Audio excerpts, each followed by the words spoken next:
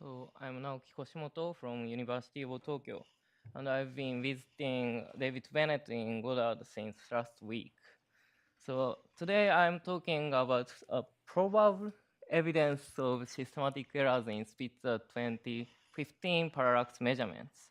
We compare the parallax measurements from Spitzer 2015 campaign with the galactic model prediction.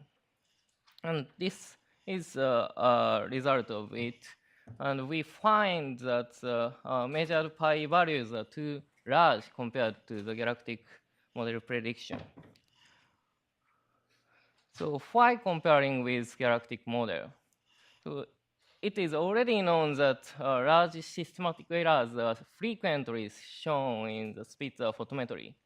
This figure from Zhu et al. 2017 is an example of it.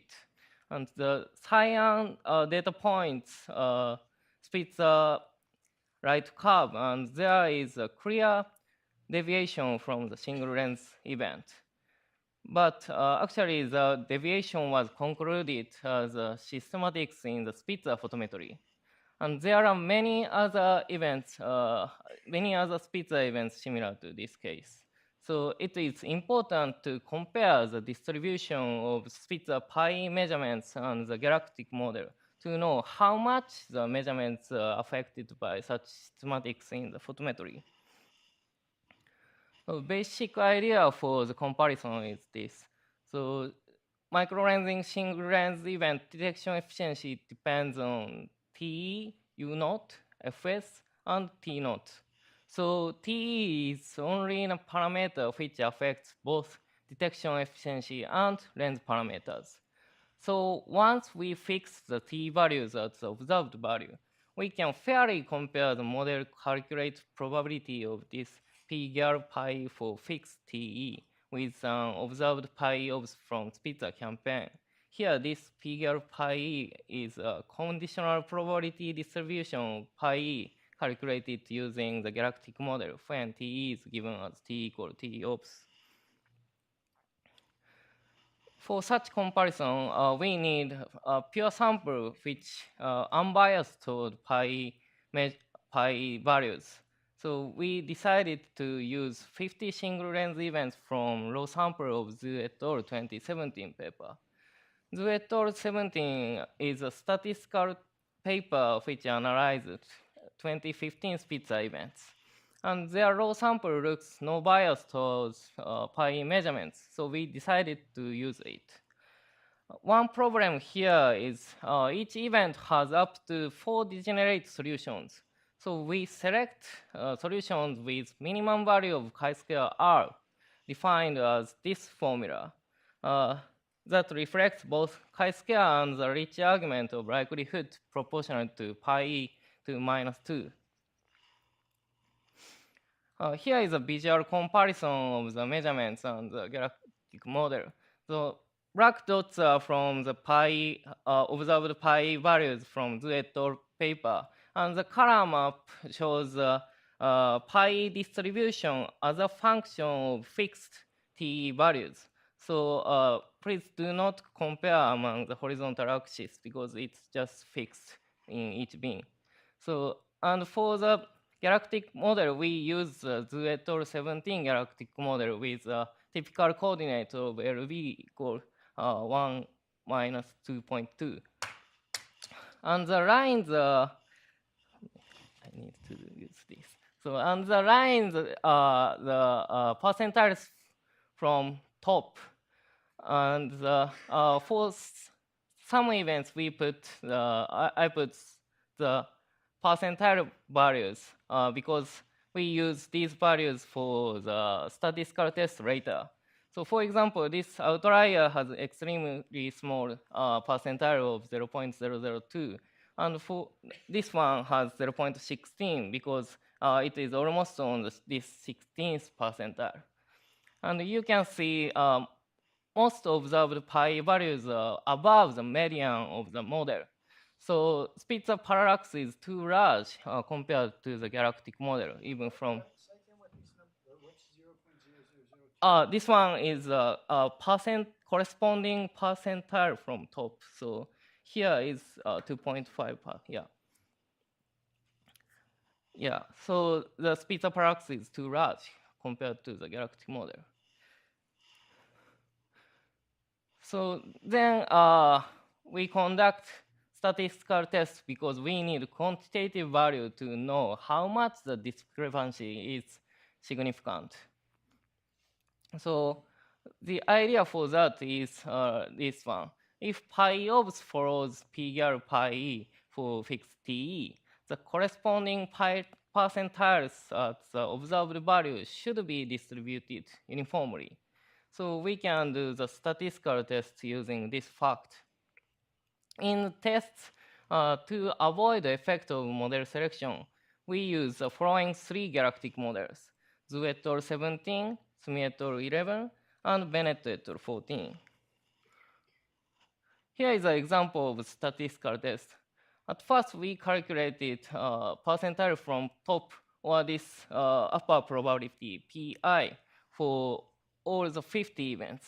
And the two left panels show the example. And for this event, we calculated the prior pi distribution from the galactic model using this event parameter. And because the observed pi value for this event is here, then the percentile from top is 0.08. And for the bottom one, the percentile is 0.17 in the same way. And then calculate the percentile values for all the 50 events and make the cumulative distribution of it like this black line in the right figure. Then we test if the black line follows the red line of the uniform distribution by using AD test and KS test. We got p-value of 9.1 times 10 to minus 9 for AD test and p-value of 8.8 times 10 to minus 8 for KS test. Actually, AD test is more sensitive than KS test, so we focus on the result of AD test hereafter. So again, p-value is 9.1 times 10 to minus 9, so which is extremely small probability. We conducted the same test with the other two galactic model and had extremely small probability as well. Then we concluded that two distributions are significantly different with all three models. So what makes the discrepancy? Although I skipped the details, we conducted the same test with modifications on the galactic model, or with a different choice of degenerate solutions. But neither of them could help the situation. So we concluded that discrepancy is likely to be caused by systematic errors in pi measurements. So what's the possible sources of systematics? We came up with these three sources listed here, and I will explain it one by one. The first one is systematic errors in the Spitzer photometry itself. As I mentioned at first, it is already known that some Spitzer events has a systematic error in the Spitzer right curve. They've counted the number of events showing systematic in Zhu et al. Sample and found that 18 of 50 events show visually identified systematic errors. Here are three examples of this, and actually the right one has a prominent deviation from the single lens event. And actually this also has the second smallest pi error bar. And so because the deviation part has large chi-square contribution, then the very small pi error bar could be due to the systematic part, systematics. The second one is systematic errors in the procedure to constrain the source color I minus 3.6 micron. We found that about half of 50 events are not observed over the peaks. And for such events, their pi measurements mostly depend on the source color constraint using color relation. So if there is some problems in the color relation, such as large scatter due to blending or so, it could also lead in incorrect pi measurements. So the last one is the case where the lens or source has a companion, but I skip this because I don't have the time. And finally, we consider the problems as underestimated error bars of pi measurements.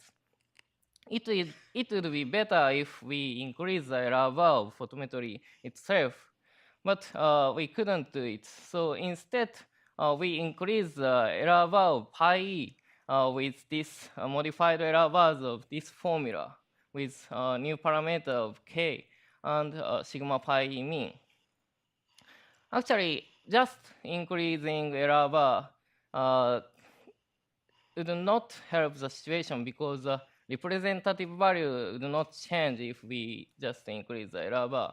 So we introduce Bayesian analysis to calculate posterior distribution for each event. So for each event, we have a prior distribution from the galactic model. And assuming Gaussian distribution, the black line is observed value. And also posterior distribution multiplying them in blue line. With k equal 1, the posterior distribution is almost same as the observed 1. But with k equals 3, the posterior distribution shifted toward prior distribution, and it could reduce the discrepancy if we increase the error bar. Then we calculated the corresponding percentile distribution to the posterior distribution like this, the thin lines in the top panel in the right figure.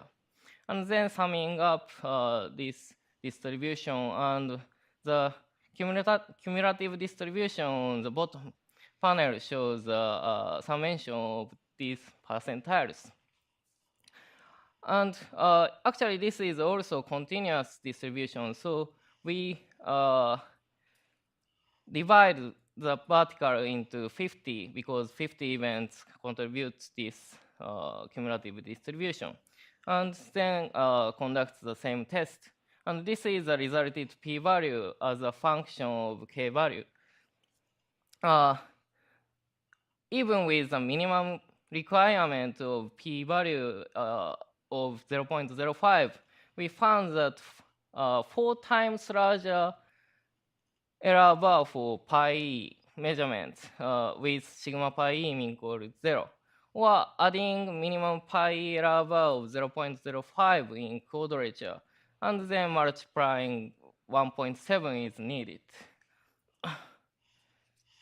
So here is the summary slide, and so although we consider to increase the error bars of pi measurements, probably it would be better to study nature of Spitzer systematics with baseline data of previous Spitzer events, like Yoshi explained it last talk. Thank you.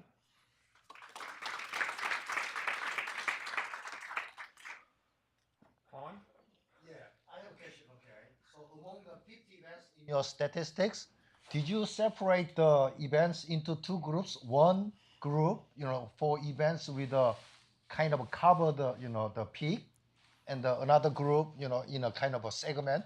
So if you do the same test for, applying to the different groups, do you think the statistics will be greatly different?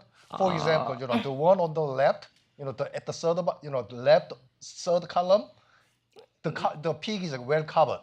Okay, okay, Many yeah. of them, you know, Yeah, the so actually I didn't do that, but I did the test without five, how to say, outlier events, and then we have very small p-values as well. So yeah. Thank you. Scott. So, not to be flip, but Bayesian priors have this nice property that if you eliminate all observational constraints, you end up with the prior. And so I think that that's basically what you're doing by increasing k, is you're basically eliminating the constraint on the parallax itself. And of course, then you get a probability of, then you of course recover the input model. So the one thing that you haven't put it in here as something to look at is maybe the model's just wrong. one model, Bayesian model, or what? Galactic. A galactic model. But actually, we had some modifications on the galactic model, and it couldn't help the situation. So if the galactic model is totally wrong, it could be okay. But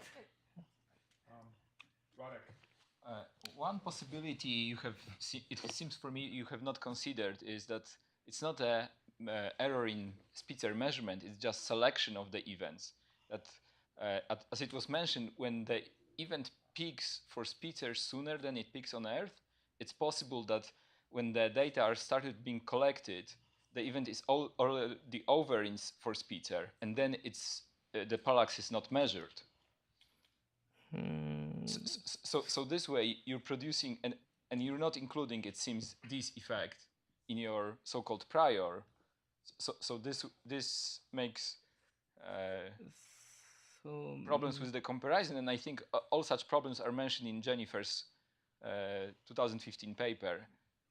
And if that's true, then these discrepancies that are seen do not affect the distribution of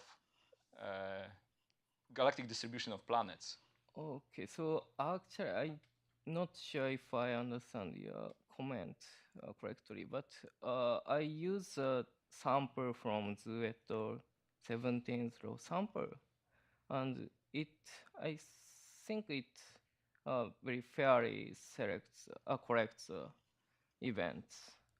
So maybe unbiased towards pi measurements. So That was stimulating, but we're out of time in the question session, and there could be like 5 or 6 more Serious questions. problem, I'm sorry. you know. So next up, we're going to hear from This is a serious Sebastiano problem. Calcinovati Even using Spitzer. from IPAC, and the mapping talk is Spitzer opens new path to break classic degeneracy for Jupiter mass microlensing planets, and then the planet has a name.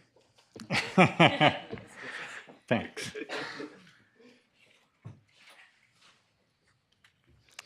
So thanks.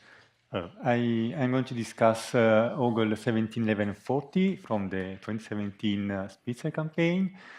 This is a Spitzer planet in that it has been observed with Spitzer. It belongs to the Spitzer sample for the analysis of the relative distribution of planet. Contrary to other planets observed with Spitzer, in fact, this time we could fully characterize the binary model just out of Spitzer data, although there is information also in ground-based data. And indeed, from the parallax information that we get comparing Spitzer and ground-based data light curve, we were able to solve an underlying degeneracy to lens to source. And finally, it is also a quite interesting planet in itself, as there are many few other examples for a Microlensing planet being a super-Jupiter mass planet orbiting beyond the system snow line. So this case is a case of, I would say, quite it's a bright and isolated Spitzer target. So you can see that the target is well visible already at baseline, and it is fairly isolated. This data from the 3.6 micron Spitzer camera. The pixels angular size is 1.2 arc second. Telescope in principle should operate in the diffraction limit, but for the 3.6 micron there is some say jitter in the telescope, so that it is slightly beyond that. And the full width at maximum is about 1.7 arc seconds, so that in crowded field photometry does not work as well, but in this case it does. a very critical point for Spitzer analysis that there is a quite strong interpixel effect, so that depending on where the star exactly fall, you have a different response in the pixel.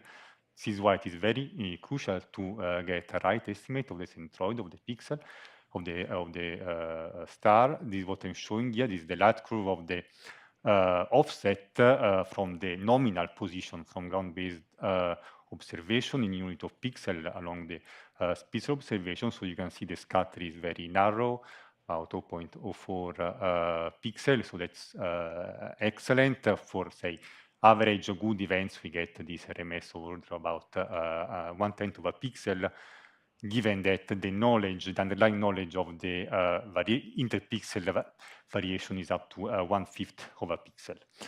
So as you can see here, the light curve is the full microlensing variation is covered from baseline to peak, and there is also this anomaly going on here. So Yossi already mentioned, discussed the process of the selection, the idea for an event to belong, for a planetary event to belong, to enter the sample for the statistical analysis is that we should not have a prior knowledge of the presence of the planetary anomaly when we do the selection.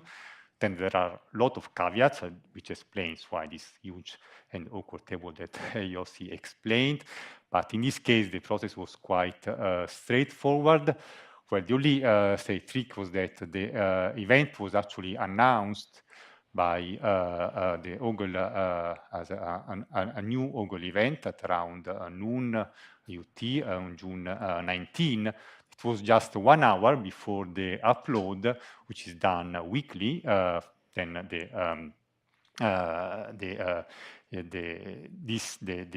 target, the list of events which are uploaded are going to be observed for 1 week, starting, this is done on Monday, starting the next Thursday to, say, Saturday.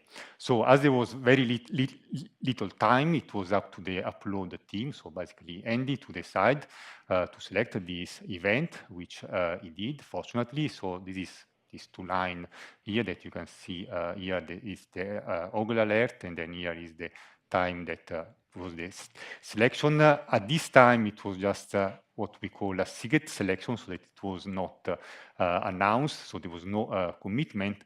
But then in the following days, so there were not so many Ogle data points, which are shown here in black, but quite a lot of KMT data, and seeing that the event was indeed rising, and it was expected actually to fulfill the objective criteria by the time of the next upload, which was here 1 week later. It was actually subjectively announced, so there was actually a commitment to observe it on this date, so that actually all data taken afterwards can be used for the analysis. And in any case, as you can see, this is well before the time of the peak where we have the anomaly.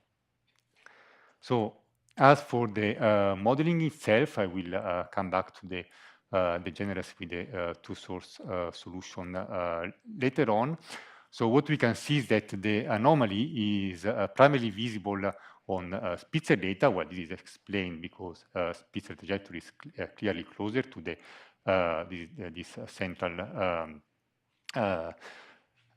resonant caustic than as seen from ground-based data. So Spitzer typically has also in this case have a cadence of about 1 observation per day. So of course we could actually sample this degeneracy because it is a resonant caustic, so it has a typical time scale which is quite long. We could actually completely model through starting with a grid search and then followed by an MCMC analysis.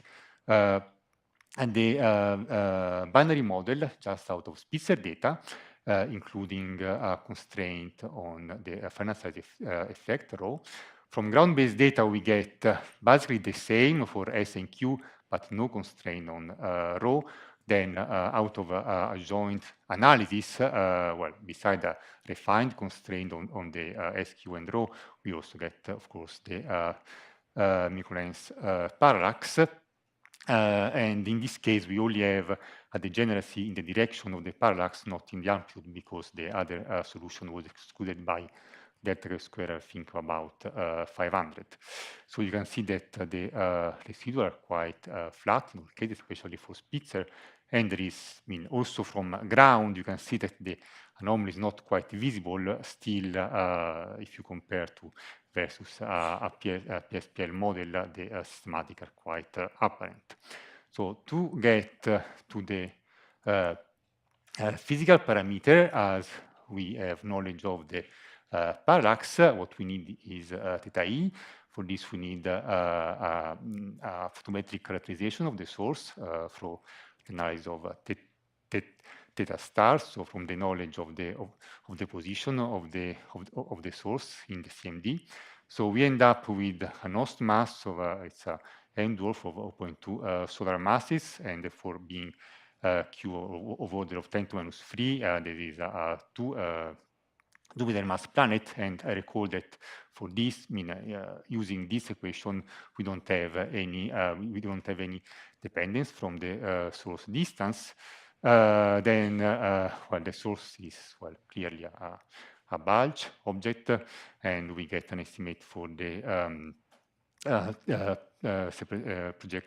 projected separation of about 1 AU, namely about twice the system snow line.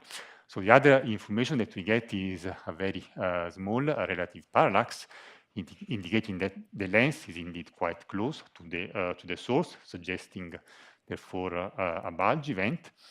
However, in this case, well, we do have additional information. Well, first of all, of course, thanks to the measure of the parallax, we have an information on the relative velocity in terms of as a vectorial quantity. And additionally, thanks to the Ogle-4 dataset spanning along several years, there could be a measure for the source proper motion, so that we can actually solve for the length proper motion. So the length the source proper motion is shown here at the center as the blue dot. Then this is the derived length proper motion, and this is compared to the underlying distribution for the red clump star, which are here in red, which set the underlying reference frame, and then also you have this set of foreground main sequence star. And in this plot, what is shown are the observed, these are the RGB, so the red, bulge star within the field. So as you can see, so out of the two solutions, this one, which is the minus solution, is quite well aligned with the expected galactic rotation, which is traced by main sequence disk star. So we can, so at a glance, we can actually say that the kinematic analysis actually suggests that the event may actually be a disk object. So we also carried out some kind of a more elaborate analysis, and in the end we end up with about a factor of 3 in terms of relative probability, without accounting, however, for any underlying model. So I stress this is just a ratio for the kinematic part of the probability.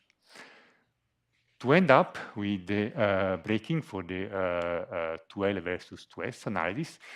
So coming back here to the initial light curve, you can see that so what appears to be the anomaly is just, say, 2 peaks. So this is suggestive of the also of the 1L2S solution. And indeed, if we fit separately ground-based data and also Spitzer data with a 1L2S model, the resulting residuals are quite flat. Although with Spitzer, for which the binary signal is stronger, the chi-square get actually quite worse than what we get for the binary length solution.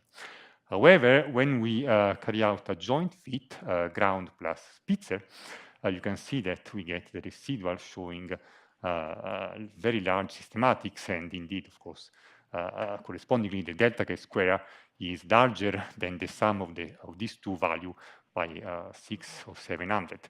So the underlying reason is that, of course, for a binary source model, the two T0 and the two U0 are just independent parameter of the model. They should be the same as observed from Spitzer and from ground. Then if you we compare these two quantities from Spitzer and from ground, they are clearly different. So that's also the underlying reason why the say the parallax is actually telling us that the two source model must be excluded. So I get to the conclusion and take question. Thanks.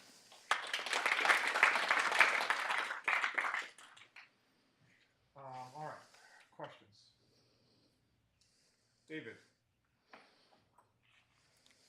So in the previous talk, Naoki referred to the Zhu et al. Paper on the 2015 data. Mm-hmm. And there were several events there where there were apparent features in the Spitzer data, and it seemed to be concluded that these were due to systematic errors. In the one case that they discuss explicitly, they say that there aren't binary models that fit both the Spitzer data and the ground-based data. And so I'm wondering if there's a good reason to believe that this signal in the Spitzer data is not due to a systematic error. And if it's if you got 10 of these things and you find only one of them that's consistent with a binary lens model, and you throw out the other ones as due to systematic errors, that's really not a well, I would agree with this statement. However, I mean there are difference from let's say Spitzer signal and Spitzer signal. In this case,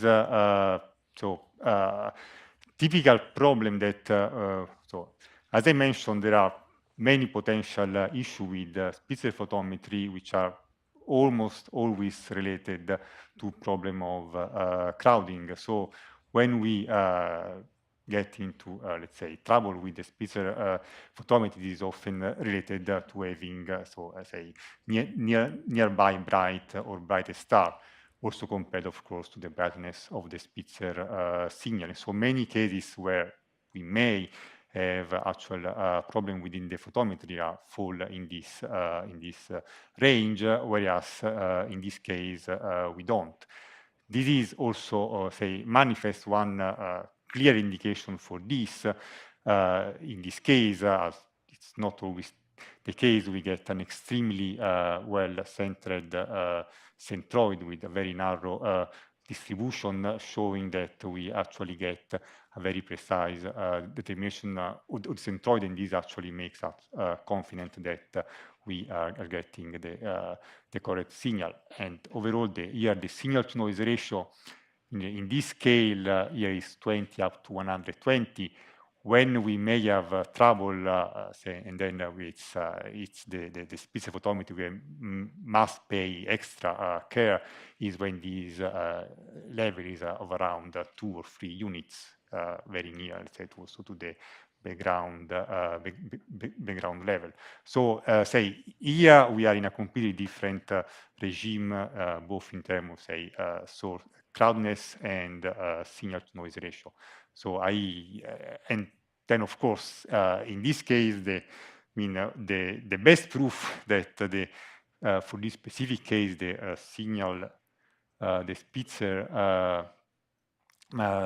signal is reliable comes from ground-based data, for which, as I show here, the completely independent analysis carried out with Spitzer and for ground, they result in practically identical model. Well, except of course, as I mentioned, for ground there is no constraint on rho.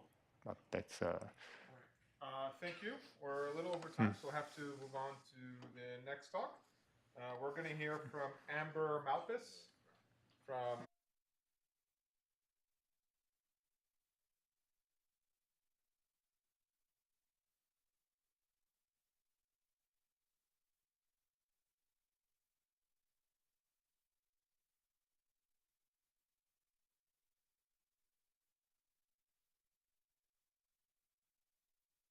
Hi everyone, I'm Amber and I'm from the University of Canterbury, and I am studying for my PhD under the supervision of Michael Albrow. Today I'm going to be talking to you about two low mass binary events that I have, well, one that I've analysed and one that Michael has analysed. And the collaborators for this include the KMT, Ogle and Spitzer teams. So very little is known about the low mass end of the brown dwarf mass function. For example, hydrodynamic simulations of the hydrodynamic simulations of the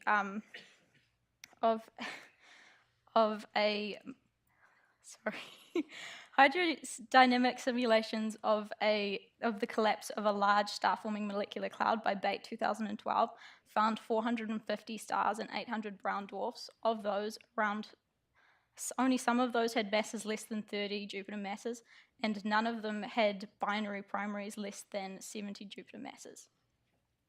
So a handful of low-mass brown dwarfs have been found using infrared photometry in young clusters. However, the masses for these have to be found through theoretical means using mass luminosity relations, which are dependent on age.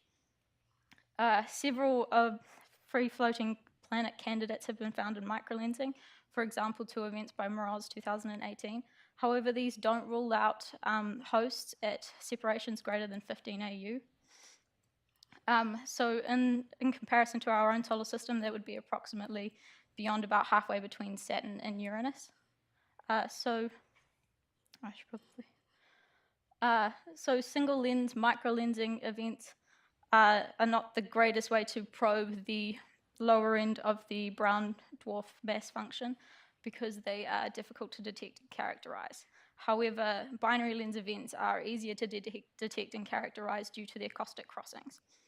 These caustic crossings often end up with higher magnifications, and those higher magnifications mean we are more likely to find finite source effects, and therefore the angular source size and the Einstein radius.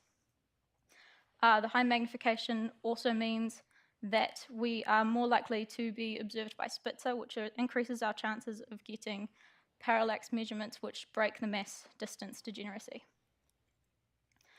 I think that's everything.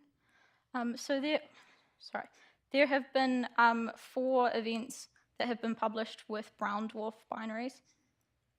Low mass brown dwarf binaries, and those are Choi and others 2013, Han and others 2017, and Albrow and others 2018, which I'll be discussing later. But my preliminary analysis of OB1738 finds that this is the 5th low mass brown dwarf binary system. So this here is the ground-based fit. So this is found in the fairly usual method. We use a grid search over the separation, the mass ratio, and the source size to find good regions in the chi-squared space, and then we use MCMC to further narrow down those solutions.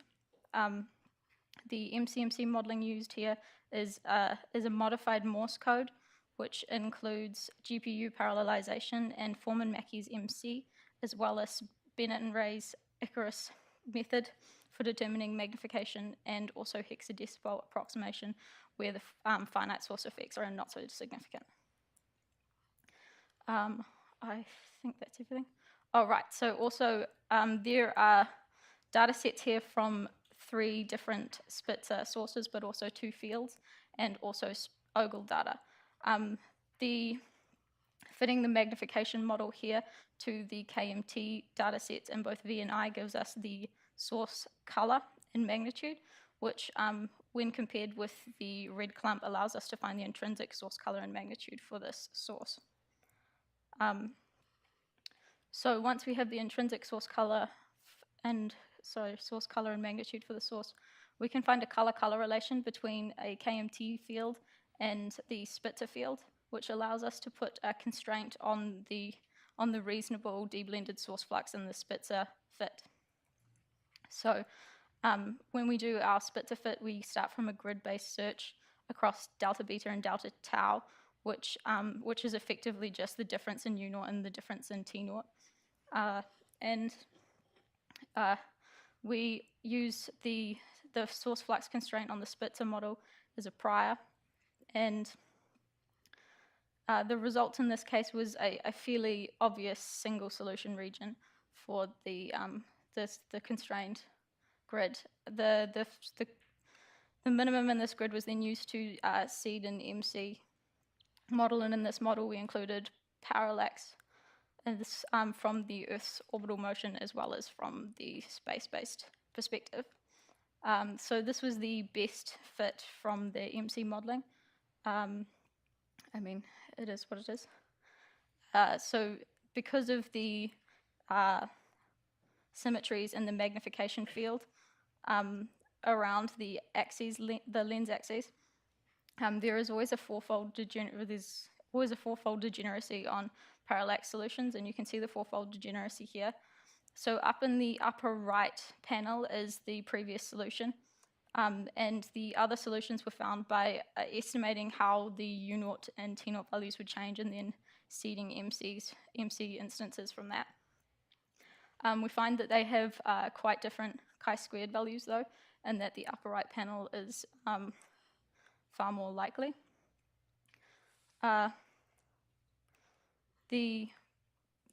The proper motion, looking at the proper motions from these solutions, they indicated here by the dots. The two green ones are the small parallax solutions, and the two purples are the large parallax solution, where the one up on the top right again is the one with the best chi-squared value.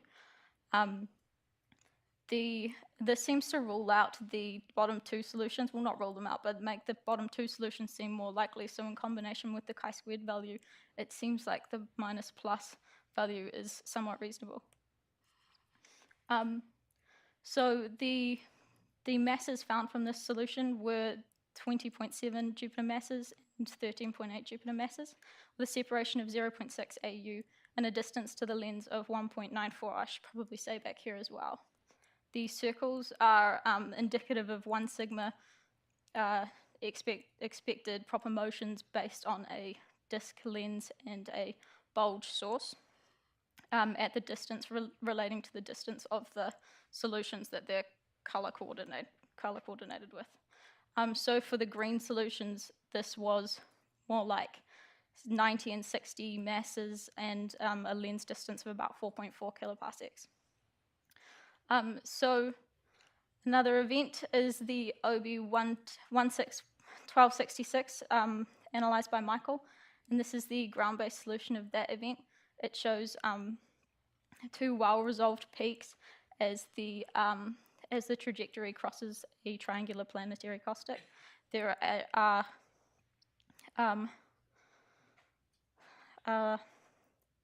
OGLE and KMT datasets here. The modeling for that was done in the same method as the previous one. So in this Spitzer satellite grid, you can see the grid search over delta beta and delta tau that I talked about. And this one also has a constraint on the Spitzer flux.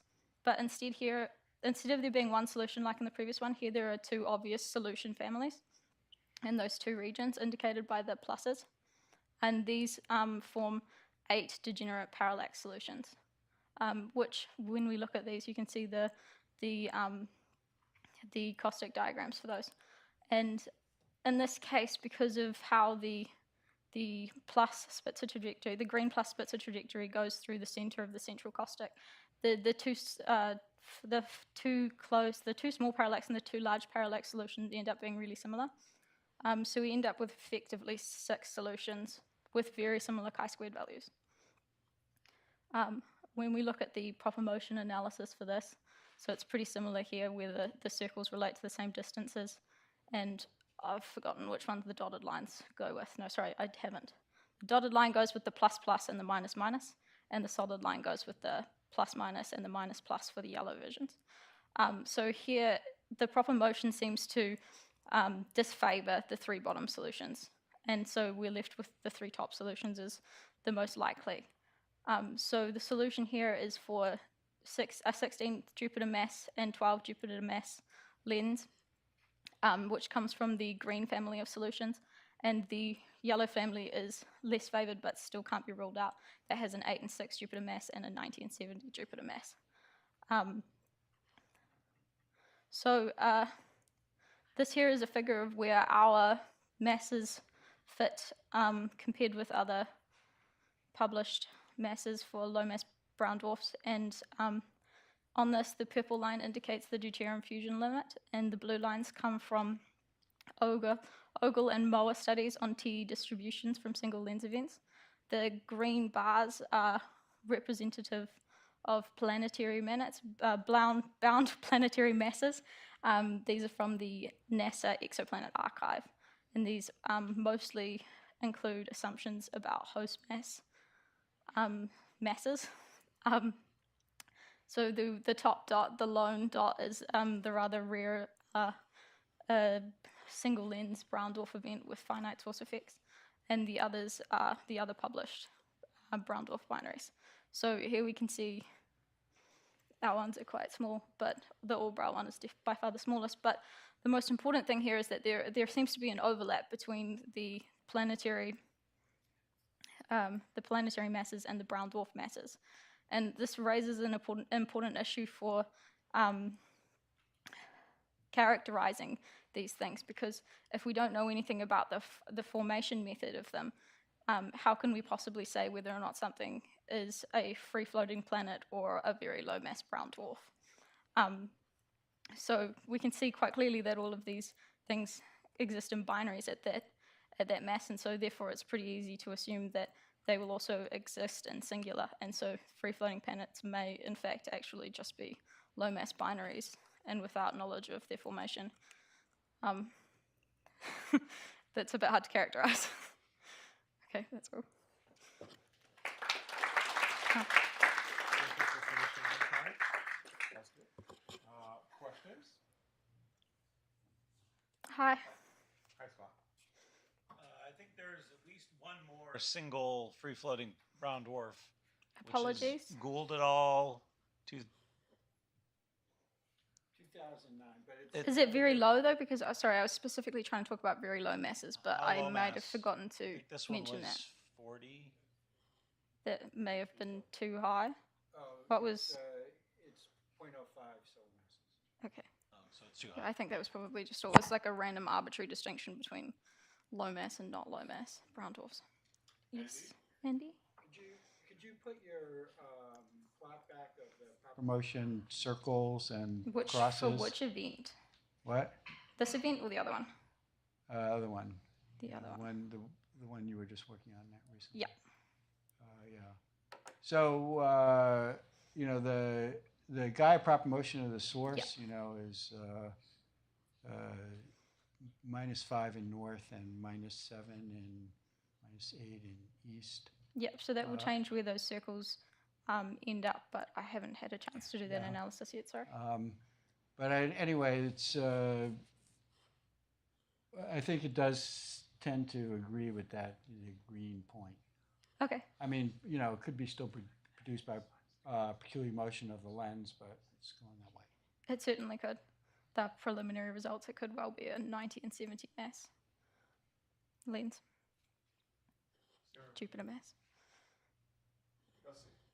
So I just want to point, can you go back to your final slide? Yeah. You set the deuterium limit as like the limit for planets, but I actually think that, Not really. these two like brown dwarf binary is actually the key to show that this is not truly the limit, and these are probably formed like binaries, and with that the definition of a planet is actually probably more related to a mass ratio and not to an absolute mass. Yeah. That's fair. I'm sorry if I misspoke somewhere in that. I'm not sure what I said about it. The deuterium limit I meant is often used You to say it, just- determine a difference, but it certainly isn't. It's not a comment against, it's a Yeah. comment in favor. Okay, cool. Anyone else? Yes.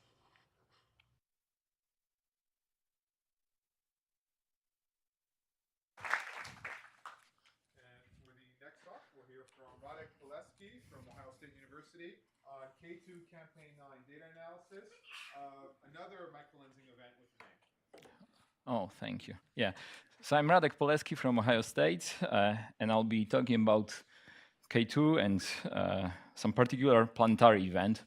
So when it comes first to K2 and K2 campaign 9, it was first space-based microlensing survey. Survey meaning a patch of the sky was observed continuously, and we did not need any alerts from the ground to get the data from the space. So in principle, this allowed measuring or constraining masses of a bunch of objects, including, most importantly, of free-floating planets. Unfortunately, the survey was conducted with the telescope that was unstable, had unstable pointing. So the telescope moves all the time. During every exposure, it moves back and forth. Sorry, maybe not back and forth, but it moves all the time. And pixels are large, 4 arc seconds on a side. So that's not good when you're looking at the dense field of galactic bulge. And finally, there were some technical problems that delayed the start of campaign.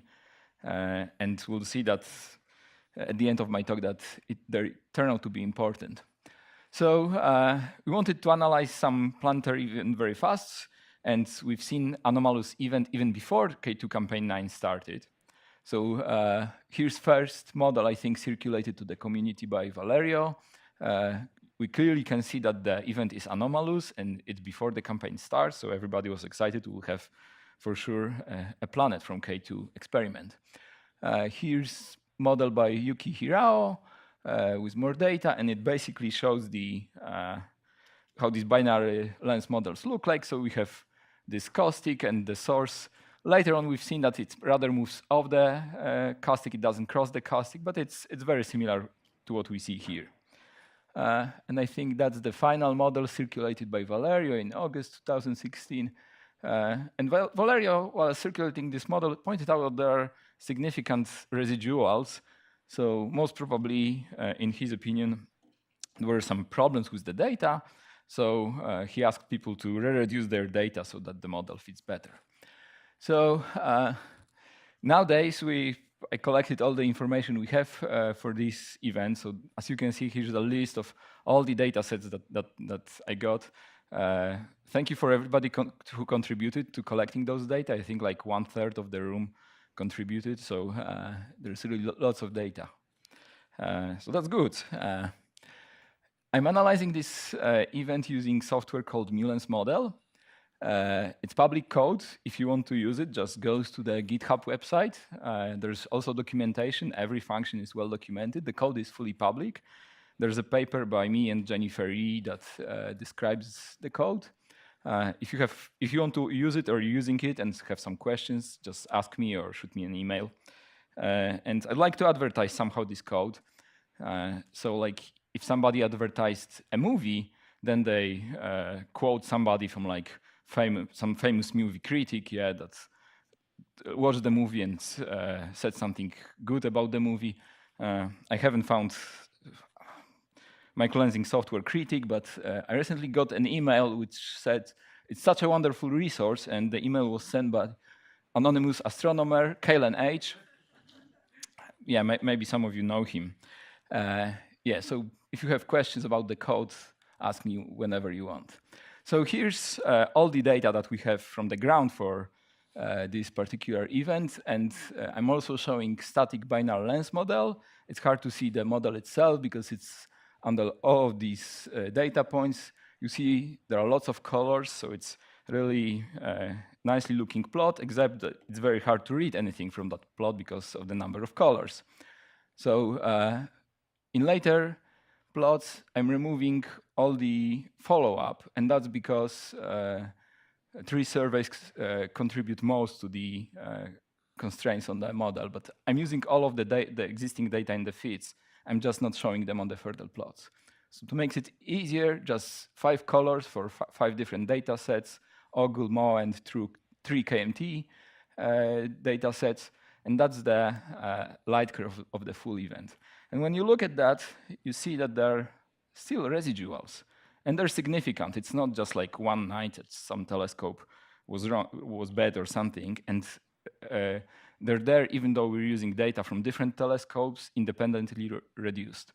So of course, if you approach that and you try to fit your model well and it doesn't fit, then you add additional higher order effects. So of course, you add limb darkening, that's easy. Then you add microlensing parallax. it didn't help much, to be honest. Then I added orbital motion of the lens because that's like the next higher order effect we know. And still, to be honest, nothing helped. The residuals look basically the same, no matter how much more complicated I made the model. So then the idea was, let's do something different. So here's static binary source model, not binary lens, but binary source model. So Martin was asking where are all the binary source events. Here's the one.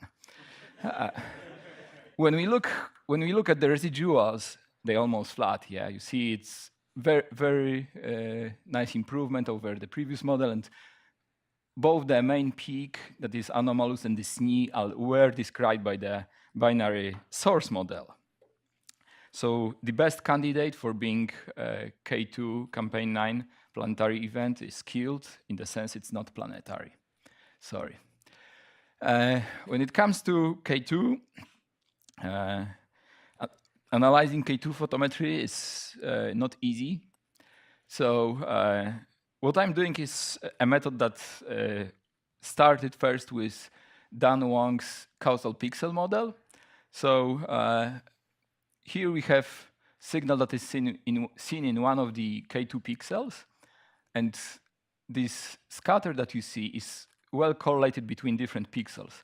So Dan's idea was to decompose it and relate to signals that are seen in other pixels.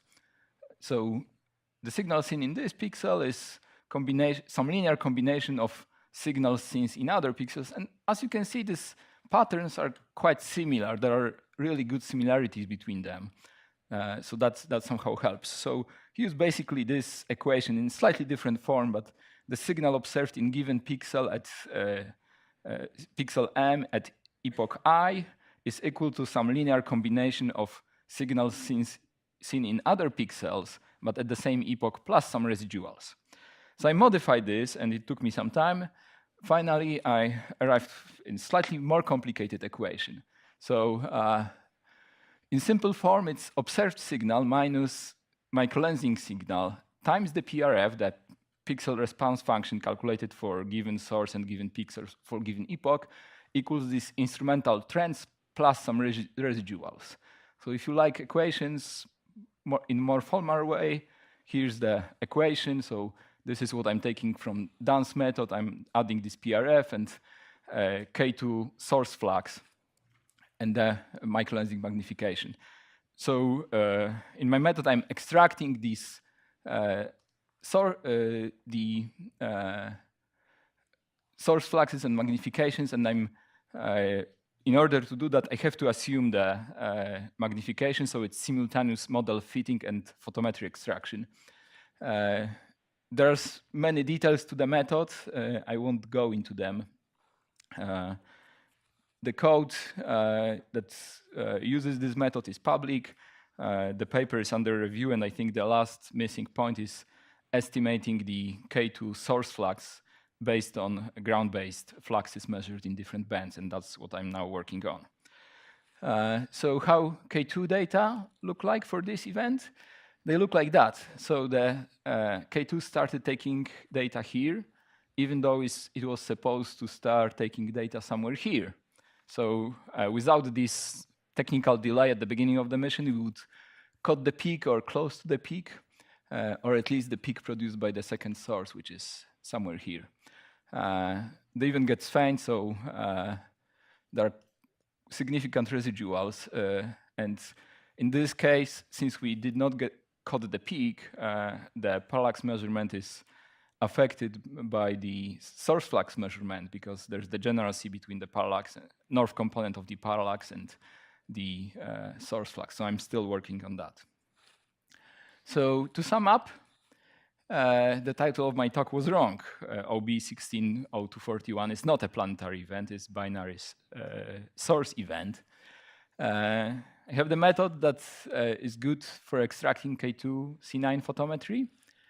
And following Martin's comments, I encourage everybody to check binary source models, not only binary lens models, in which we're mostly interested in. Thank you.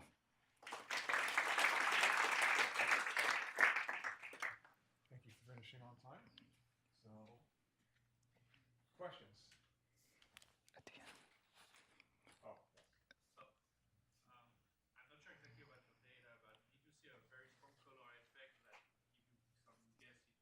Can you use your seat mic, please?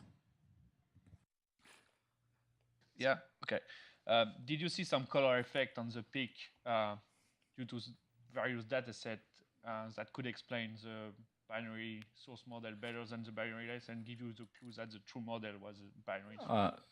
To be honest, I haven't checked that, and mostly on the main peak, the data are from MOA survey. So maybe I'll go back one more. Okay. Yeah, but for oops, is it? No, it's later. Yeah.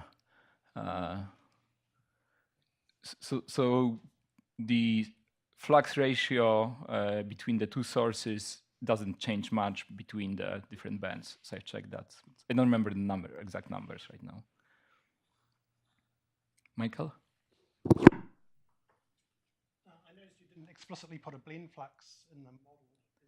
Is there a constant term in the eigenfunctions also? You mean in the K2 extraction method? Yes. So any additive constant is removed, and I did check that. So I also made a fits with just adding this constant, and the method converged to this additional flux being equal to 0.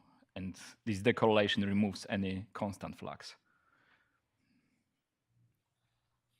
Additional questions? Andy. So you said that you encourage people to look for a binary source, but it took you a very long time to look for it yourself. But why is that? Because it's just not part of general culture.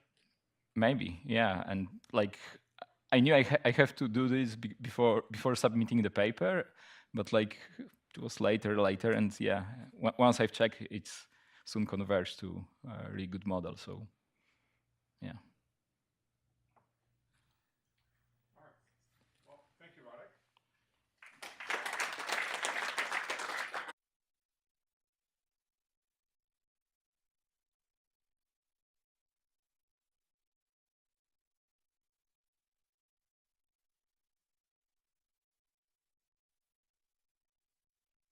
Hello? Hello?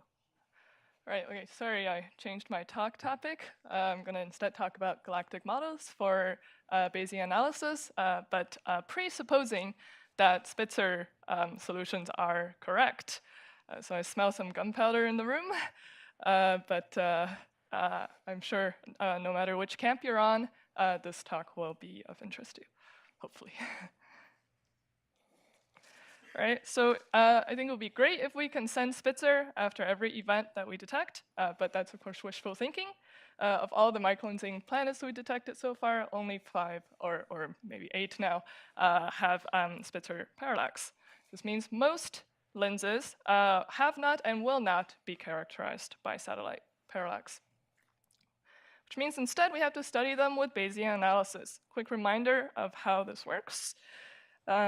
You observe an event, you measure its TE and theta E, that becomes your input that you shove into this machinery here, which generates a bunch of trial events in the form of lens-source pairs from some galactic model with these ingredients. And your properties of the lenses in your simulated events gets weighted by how well they compare to the T and theta E of your actual event. And that becomes your posterior for your lens properties. So this overall framework is pretty typical, but what the machinery contains exactly is not necessarily standard. People make different choices for the ingredients in the galactic model. How does that change their conclusions, if at all? Well, let's say I use the galactic model choices, typical for our group. I'll call it the baseline model. For this event, 161195, which is a planetary lens, I get these posteriors for my stellar mass, host mass. The yellow shaded region is the 68% confidence intervals. And we can see it looks like the star is most likely about 0.2 solar masses. Sorry, the tick marks are bad. But actually, another group has already Bayes analyzed this event. These are the solution from Bond et al., shaded in blue. And you can see that they're 1 sigma off almost from our results. Now, of course, this group uses a different galactic model, and Bayesian inference by definition depends on your prior. But you might expect similarly reasonable priors should get you similar results. And hopefully that's true when we're studying an ensemble of lenses put together by different, or published by different groups. So this sort of discrepancy should make us a little bit nervous. Here's something else to make us nervous. This happens to be a Spitzer lens studied by Schwarzwald et al. Their results are plotted in this maroon dotted line all the way here. And just for reference, these are the distance plot. That's the distance plot, sorry. So what's happening here? This is interesting, right? It shows that in this case, the common galactic models that we're using are failing to reproduce accurate lens properties. Now, to be fair, I've shown you just one object, and this one actually also happens to be kinematically peculiar. So maybe we shouldn't read too much into this. Let's look at another object. 140962 is a binary, Spitzer binary that we characterized. Bayesian analysis with our baseline model shows that the primary mass is consistent with a brown dwarf, which means this might be a brown dwarf binary that we heard about earlier. But Spitzer parallax tells us a different story. It says the lens system is really just a mid-M dwarf stellar binary. So here again, the Spitzer results are about a sigma off from our posteriors. Okay, maybe we're getting a little uncomfortable. Maybe we want to take a systematic look at how galactic models we're using for Bayesian analysis are doing. Right? Are they representing the true lens properties fairly? Sorry, these are the distance plus. Sorry. And to do this, we've set up a little experiment where we tested a couple of simple galactic models with Spitzer lenses. So one of the first model choices we had to make was for the mass function. For this, we picked the Chabrier single star mass function, although Krupa and Sumi are also popular. We've included stellar remnants, so not for systems with planets, and we decided to exclude free-floating planet hosts because we think for Spitzer events they should make negligible impact. But in a more comprehensive study, we might choose to test more mass functions, but as this plot actually shows, what you choose doesn't make too much of a difference. The difference between a Chabrier in black and Sumi in red is about 0.1 dex, which is similar to the difference between having and not having stellar remnants. So for the purpose of this exercise, we're just using one mass function for all the models. We do consider two density functions for the disk and the bulge. One is based on Han and Gould, 1995 and 2003, and the references that they quote, plus scaling factors from later works. So that's plotted in the solid line here. The blue is disk, red is bulge, and black is the sum of the two. And this is plotted in the direction bodice window. The dash profiles are the model used by Zhou et al. 2017, which you heard from earlier.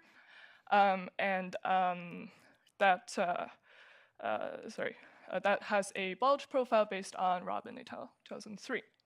So you notice that the two models have quite different bulge to disk density contrasts. Here are the velocity distributions. We use the same two models from these two references. These plots are just showing how the stars are moving on the left in the direction of galactic rotation, and on the right, galactic pole. So you can see that the two models use quite similar velocity, disk velocities in the blue and different bulge dispersions. So we can permutate the two models and get four toy models. The first model uses purely the Han and Gould model, which is in fact our baseline model. Number 2 and 3 just swap out the density and velocity profiles for Zhu, and number 4 uses just the Zhu. And the idea here is we're going to do Bayesian analysis on with these models on these Spitzer lenses. We hide the parallax information in each case, and we see how close we get to the Spitzer answers, which we're going to call the true answers. So let's see how they compare. This plot is showing on the x-axis the lens primary mass as inferred by Spitzer parallax, and on the y-axis we have the Bayes result, the Bayes inferred masses. So you can see for the baseline model, there are some scatter, but overall they line up pretty well on the one-to-one line. Right. If we swap out the Han and Gould for the Zhu density profile, we can see there's some tightening up here, a bit more scatter down here, but overall not too bad. For the Zhu velocity profile, we see that some of the points have snapped back a little bit to the first model that we saw. And that may be not too surprising because the velocity profiles are fairly similar. And this is the fourth model that I presented. So it's maybe a little hard to assess the comparison visually from the plots earlier. So here's the following. The following is the metric, that we're going to use. On the left, I'm plotting the cumulative distribution function of the fraction of posterior from each model for each lens lying above the Spitzer true answers. And so the idea here is that if your posteriors are representing your lens properties fairly, then you should expect these CDFs to line up with this one-to-one function. One-to-one line. So like 10% of your objects should have 10% of their posteriors lying above the true values. Okay? And the KS test tells us, at least formally, that all these functions are statistically consistent with the one-to-one density function. So at least by this metric, it looks like all the models are doing quite well. But there are definitely systematics that exist between using different models. So here in this plot, I'm showing that if we compare the lens properties we get from the Zhu density profile versus Han and Gould, the lens mass and distances tend to be larger in the Zhu model, density model, for lenses that appear to be farther away. And we think this has to do with, remember, the higher and peakier bulge density profile from Zhu, which tends to pull the lenses that appear already closer to the bulge even closer in. And in any case, I think it's important to be aware that your model choice does affect your lens properties, especially when that effect is systematic like this. So I think correctly interpreting microlensing data is obviously dependent on accurate galactic models, but conversely, that also means that we can use microlensing data to help us constrain models for galactic structure and kinematics. And so you've seen earlier people have done this by comparing observed optical depth and event rate maps to the predictions from galactic models. And I think with this growing Spitzer data set that we have, there's another possible path forward that may complement these other methods. The idea is that how well the lens properties match with predictions from your model is a diagnostic for how reasonable that model is. And so I think it would be really interesting to repeat the test that we did with the bigger sample of Spitzer lenses. And that way we can get better statistics, higher resolution. Let's try to tease out more trends and finer features. So I'm just out of time. I'll leave up my conclusions here. And yeah.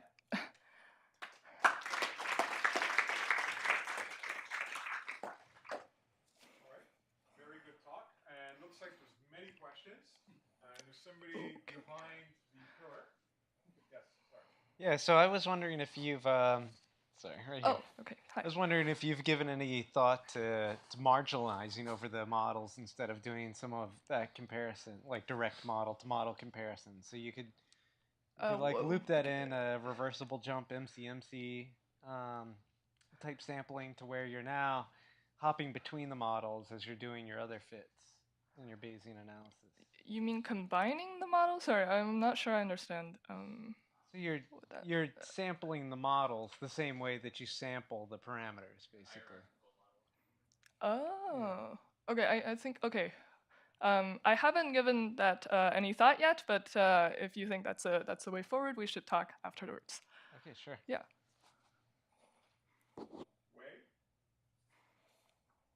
So this is more like a comment to the previous talk, but also related to this one. So the previous analysis, sorry, Naki, and they found some disagreement between the model and the Bayes estimates from parallax, and they thought that systematics in the Spitzer data, and here you found your Bayes analysis results agree with the galactic model. So my comment to that difference is this clearly shows there is a selection bias in the pi measurement, and therefore, well, okay. So the point to that is if you don't have a bias towards parallax, then 2/3 of the microlensing event should be coming from galactic bars. Mm-hmm. And because of this selection bias, our analysis shows 2/3 of the microlensing or the Spitzer microlensing events are coming from the galactic disk. So that's the difference, and therefore there is a bias, and therefore of course, there are some systematics in individual Spitzer events, but I don't think that's the issue that is causing the difference in this previous analysis.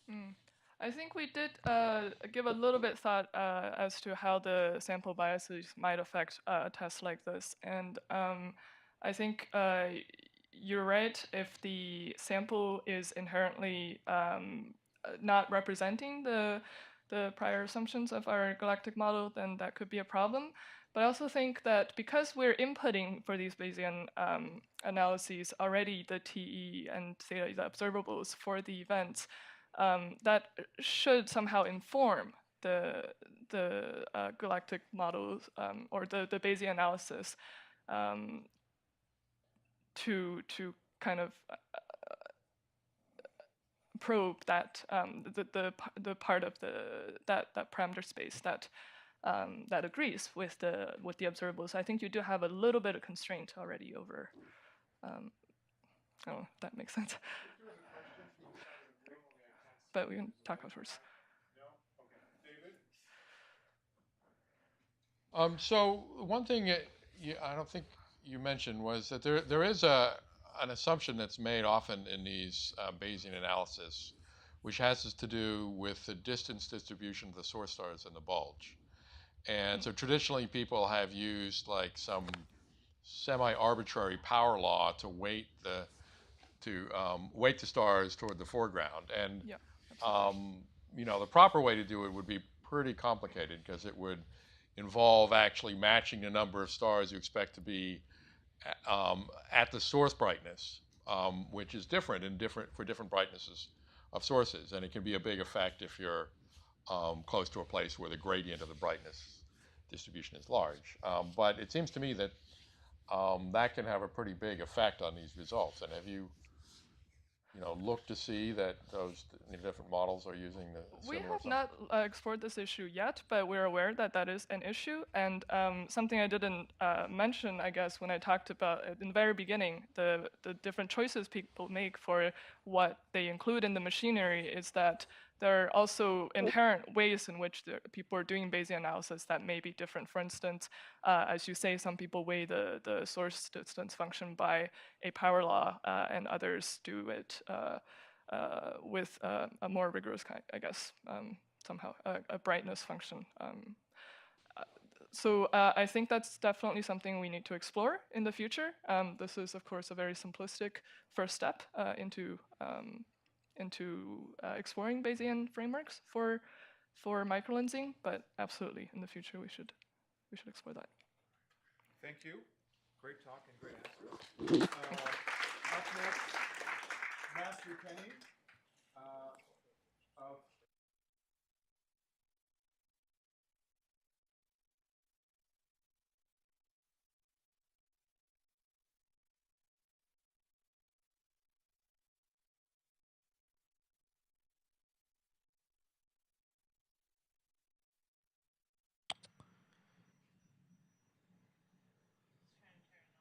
There we go.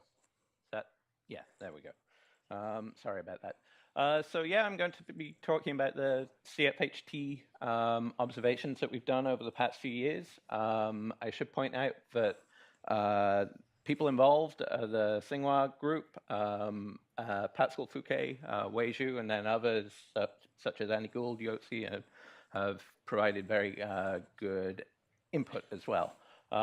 So a lot of the work I'll be talking about has been done by Wei-Cheng Zhang, who will give the talk after me, so I won't give him any more introduction. So the 2016 observations that we did were the first that we proposed, and they were to support the K2 Campaign 9 microlensing survey. So the idea was that free-floating planets that Kepler will be able to see will generally be very high magnification. But because of the large separation between Kepler and the Earth, the events that would be seen from the Earth would probably have low magnifications. And because Kepler has a very wide bandpass and hard to characterize blending, we'd need to know the color of those events very well, the source colors. And so for very low magnification and possibly faint events, you need bigger glass than the microlensing surveys themselves would be able to provide. So we proposed to CFHT and got a very nice allocation of 27 hours to do this. Our observations were over 90 days, but only during times when the megacam, the wide 1 square degree camera were on telescope. We covered 6 fields and observed in 3 different filters, GR and I, 2 or 3 times per night. And we ended up getting light curves for 217 events in and around the K2 superstamp. And we've also analyzed our reference images and calibrated them to the Pan-STARRS Heart-Full Sky survey, which itself has been very well calibrated, and we've got about 28 million point source detections in our reference image catalogs. So the data, these light curves, the calibrations, etc., are all described in Zhang et al. The data is all public. You can go and use it. And there are links up here, and I'll put a link in the summary slide as well.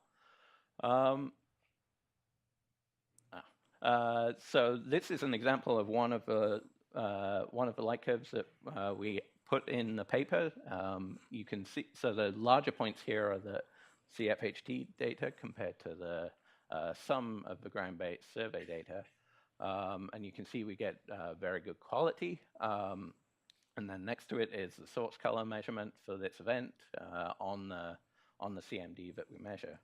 And so these CMDs are really good quality, and the light curves are good quality because CFHT can get better seeing than is achievable from any other site. So if you look closely at these 2 images, so OGLE does the best of the surveys in terms of resolution, but you can see many more stars in the color CFHT image here. And so this allows us to go really, really deep in terms of CMDs. And the fact that we're not just observing in 2 colors, but 3, R-band particularly, means that even in high extinction regions, we can get very good measurements of the red clump. So in addition to providing the data, we also provide some useful tools. So one is a transformation equation to convert between the our calibrated magnitudes and the K2, the Kepler filter. And also, in case they're useful, we've provided color angular diameter relations too. So Radek has talked about his K2 analysis, but we've provided the data for some of that, and on the right here is an example from Wei's analysis. So in each case, our source colors are constraining the source flux for these fits. I hoped Radek would talk about the differences between these two, but he hasn't. But ask him about it later. So in addition to the K2 light curves, we provided some useful data for free planetary events in 2016. In particular, we got some very good, very critical data on MOA 2016 bulge 227. It's hard to see on these plots because the error bars are so small. Yeah, so in particular, we constrain one of the caustic features. Now on to 2018. So I had less of a role. Wei Chang PI'd Fit's proposal and has done most of the preparation and analysis so far. So the 2018 survey had a completely similar goal, but different technique. So rather than trying to help K2 measure parallaxes, it was to try and help Spitzer measure parallaxes. And in particular, to try and aid target selection. So the strategy was to target a wider area and reduce the data quickly to provide feedback into the target selection. And so we had low cadence observations in May, and then we're going to steadily increase the, we've got nothing there. Steadily increase the cadence into June and July before the Spitzer campaign. But unfortunately, the weather for Mauna Kea was terrible last year. So we lost most of the observations we'd have taken in July, and either from the bad weather during the MegaCam run or just from the pressure from other proposals. And so we switched our August observations just to do targeted follow-up of events and get the most that we could out of the time that we've been awarded. But the good news is the real-time pipeline that we developed for this works well, and we'll employ it again this year. So in addition to just to light curves, the good seeing allows us to resolve out blending in events. So this is one example where we used it for a 2017 event. And so just from photometry of the now reasonably resolved the baseline object in 2016, we can place constraints on the blend and therefore the lens flux as well to be due to the difference between the blend and the source, which is in blue. And so this is compared to the Bayesian lens property estimate, which is this orange error bar. So we're ruling out solutions that are above our data point there. In addition, we can do more than just photometry with our data. So we can do astrometry and try and pinpoint where exactly the blended light is to see if it's coincident with the microlensing event. So this is an astrometric analysis of a 2018 event. I won't go into details, but I'll just tell you about the astrometric accuracy that we're achieving. So between two CFHT images, we're managing to get an astrometric precision of about 7 milliarc seconds between two 20-second images, and we can improve on that with co-addition or averaging. So that's 2018. What are our plans for the future? I've only got 2 minutes left. But again, our goal is to try and improve mass measurements in microlensing. So we've been increasingly discussing the mass ratio distribution, and whenever I try to talk about this with people outside of microlensing, they want to know what the mass distribution is. And so we don't have many direct mass measurements for the planets that are going into these. And part of the reason is we don't have parallaxes for many of the events. So Spitzer can get parallaxes for some new planets each year, but there's many, especially with the high cadence surveys, KMT, Yogel, and MOA in their latest iterations, are able to find planets in events with very faint source magnitudes. And so that's challenging for Spitzer itself, but it also means annual parallax is difficult in those events as well. So if we can provide, with a higher resolution, we can dig into the background and hope to push our abilities to measure annual parallax further into this source magnitude distribution. So in 2016, we'll have 2 goals. So one is to, again, support Spitzer, and then the second goal will be to do this, to make these annual parallax measurements. And just to really make this point, so this is a prediction of precision that you can get from the KMT and Ogle compared to what CFHT can do at faint magnitudes with single exposures. So in the past, we've been using 20-second exposures. We can, for only, because of overheads, we can quadruple that time for only half the cost. And then because CFHT is Q-managed observations, if we can make the case that we really need for the best seeing images, we can target our observations to only be taken when the conditions are good.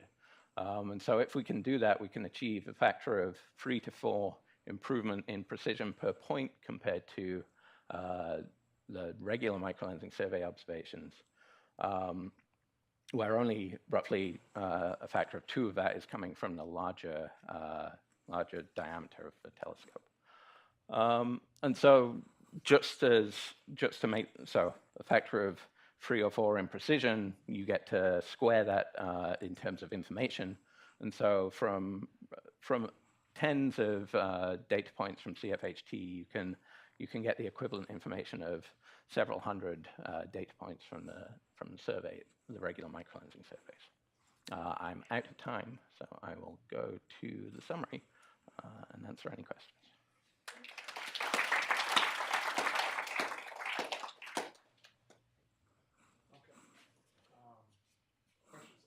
David? So an additional advantage of CFHT observations is sort of more precise characterizations of the colors of the faint sources. And that's really helpful for high angular resolution follow-up observations, because the faint sources are generally the ones where it's easier to resolve the lens star. And so that's like another justification you can use in your proposal. Thank you. So why didn't you use 80-second exposures in the first place? Why are you going? What's the advantage of 20 seconds? So initially we'd just scaled them to roughly match scaled the aperture to match the precision that Ogle and such would get. We knew we'd get slightly better, but we didn't want to saturate. Initially we designed it to support K2, so we didn't want to oversaturate bright things. But now we might as well go deep.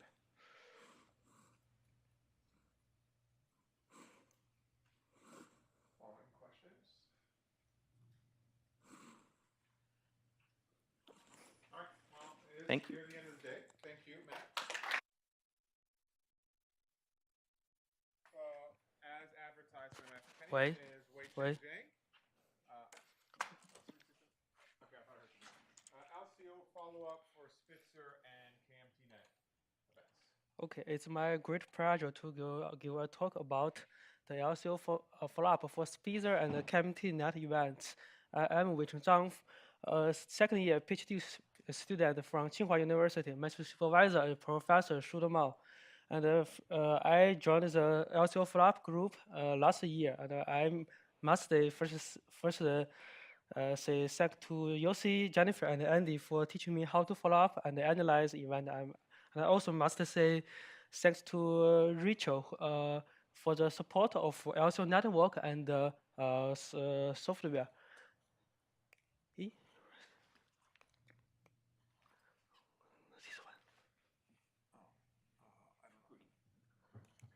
Okay, this is the outline for my talk. First, I will answer the basic question, why do we need follow-up observations? Then I will introduce the LCO network and what events did we observe. I will also review the main result in 2017 and 2018. Finally, is our future plan. The typical timescale for a Microlensing event is about 20 days, so daily cadence is sufficient to discover Microlensing events. However, for planet events, the duration for planet signal is about 1 day for Jupiter mass planet and about several hours for Earth mass planets. So it requires about 1 hour cadence for the to detect Neptune mass planet and about 15 cadence to discover Earth. Moy and Ogo first conducted high cadence observations toward the bulge. And Camping now is observing about the 12 square degree with a cadence about 15 minutes or 10 minutes, making it no need for follow-up observations. But for most of our other field, there are also need follow-up observations to detect more planets and more smaller planets. Just take a minute. I'll see if they can bring it back. Okay, it's okay. You're the last speaker, so if you just need to wait. No, okay. And also, in some cases, the event will be very bright, and the surface image may be saturated. And also, follow-up observation can provide observation at a different size if the surface is affected by poor weather. LCO is a great network for follow-up observations. It has 1 meter and 0.4 meter telescope at the same size with Camping Net, CTIO, SAO, and SSO. It can provide very high cadence follow-up observations. In some cases, the cadence can reach 5 minutes. Also, thanks to the software Tom developed by LCOGT, and we can schedule and get observations in 15 minutes. Finally, I developed a fast DI pipeline based on ICES package, and it can reduce the image within 5 minutes when the image were taken. So the main purpose for LCO project in 2017 and 2018 is to observe Spitzer events to capture more planet events for Spitzer. So what is the event we observed? First is more or more only events without community observations. We will schedule daily cadence to monitor it, and if we find anomaly, we will increase the cadence. Second is brightening events, also known as Hollywood events, which has great sensitivity to planet. And most of the events we observed are high magnification events. It has excellent sensitivity to planets simply because the source passes very close to the host, where each planet has a caustic. Finally, is some anomaly events. If an event show clear deviation from the single lens model, we will try to capture the caustic exist. So in the past 2 years, we captured 3 planets in total. One in 2017 and 2 in 2018. The events 04, 06, and 11.8 fail are both high magnification events and located in CAMT 15 minute cadence field. But we still observed it because to avoid the surface image were saturated because of the brightness.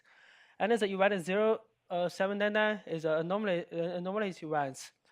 And the planet signal occurs 4 days after the peak. And the CAMT cadence is only about 0.4. 0.4, and so our follow-up observations are very important. So this is a plot of the planet signal. There are 3 possible planet models. One is resonant caustic, and another 2 are white planets. So finally, model A is preferred by data chi-square larger than 50. Most of the data chi-square is based on MOI and LCO data. So this event is also a good case to show the progress we have. And at the morning of 8300, Jennifer allotted this event as a normal event. And then I schedule very dense observation for this event. But finally, you can see we only got less than 10 data points each site each day. It is because we have to compete with other LCO proposals. And in 2016,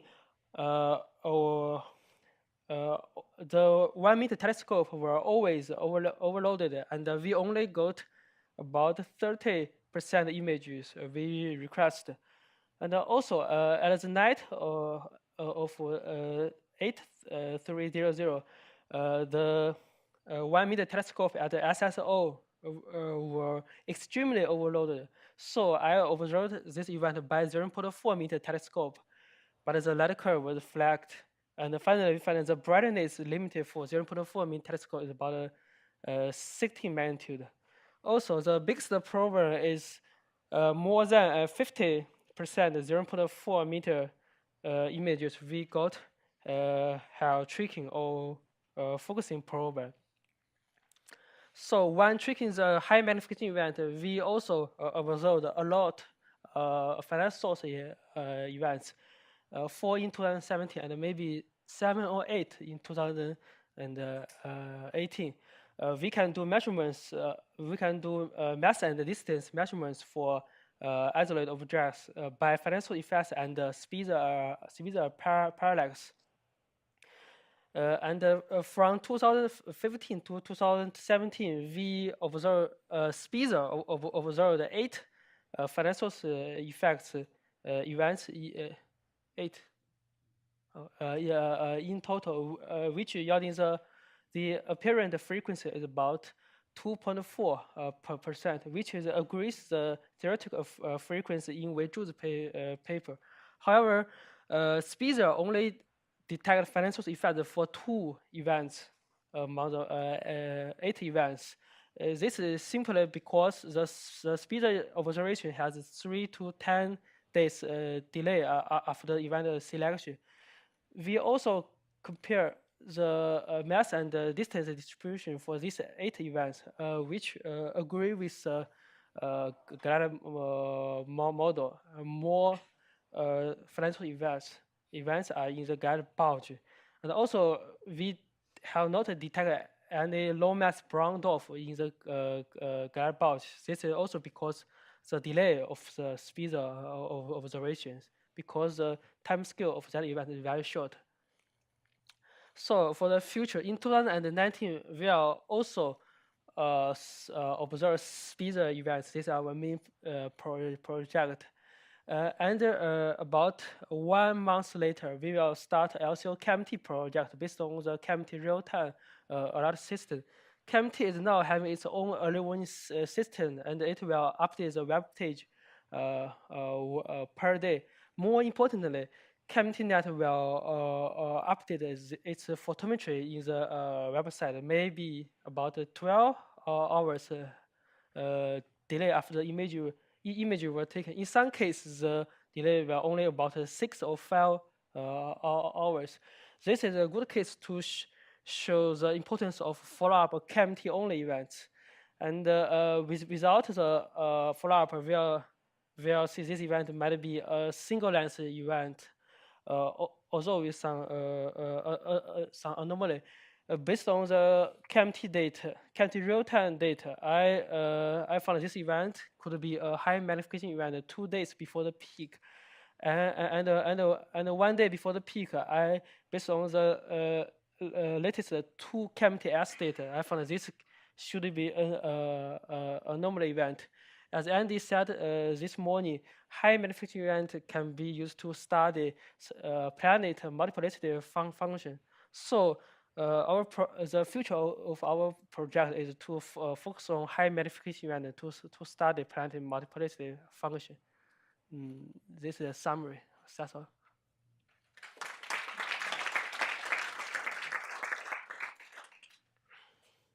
Thank you. So are there questions for this last talk today?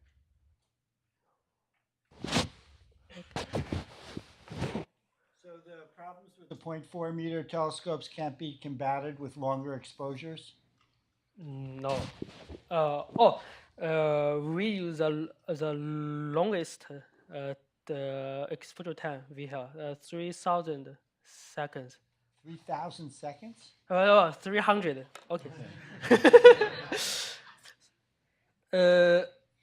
You can see for this event, I scheduled 5 minutes cadence SAO here for 0.4 meter telescope, but all the image has focusing problem, so I have not it at acoustic entry. And the next day, the 0.4 meter image from SAO was very good, so I don't know the reason about it.